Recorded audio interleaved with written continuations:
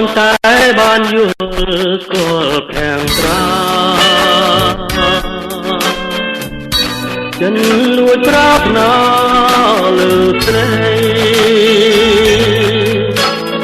ពេញក៏មិនលក់នឹកប្រមៃឃើញតែខាងស្រីជាប់នឹងមេត្តាបងកូនភញានឹងចរណៃវាមួយយ៉ាងខ្លីគឺជាតែងក្តីស្នេហាសូមអូនមេត្តាមេត្តាដល់ចិនរៀមផង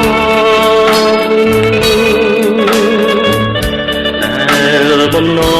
ងបងស្នេហ៍តែបឡើងតើអូនព្រមស្មានទេពីស្អី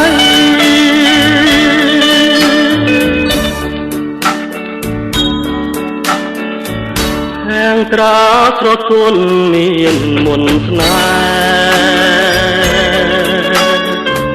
ល្អផុនគេក្នុងលោកនេះបើសិនអូនព្រមរួមពីសម័យចរណហើយកែគុំព្រួយចិនដាបងសូមច្រៀងចំរៀងស្នេហ៍ច្រៀងភ្នំបំពេប្រលឹងដែលរៀងស្នេហ៍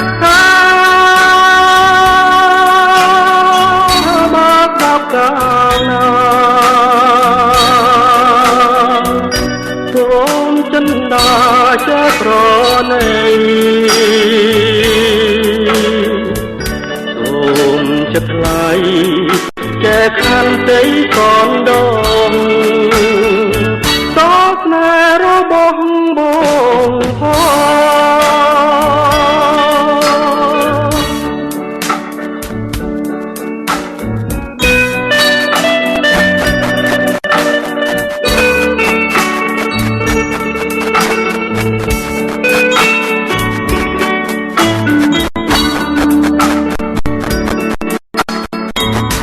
ខាងត្រាស្រទន់មានពុនល្អមិនទេក្នុងលោកនេះបើសិនអូនព្រមរួមពីសម័យចរណហើយកែគុំព្រួយចិនដា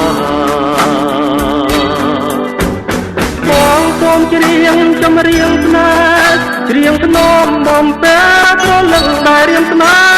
ហាមកដល់កាលណាសូមចិនដាចេះប្រណី